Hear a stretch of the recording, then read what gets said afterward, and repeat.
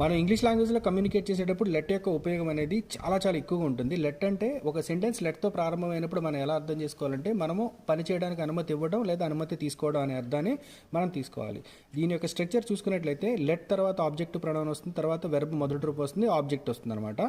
Let తర్వాత మీ, అస్, them, him, her, it ఇలాంటివి వస్తాయి. అంటే ఇక్కడ మీ అంటే నా చేత అని కాకుండా నన్ను, అజ్ అంటే మనము, దెమ్ అంటే వారిని, హిమ్ అంటే అతనిని, హర్ అంటే ఆమెని, ఇట్ అంటే దీనినన్నా మీనింగ్లోకి వస్తాయి లెట్ ఉపయోగించినప్పుడు మాత్రమే.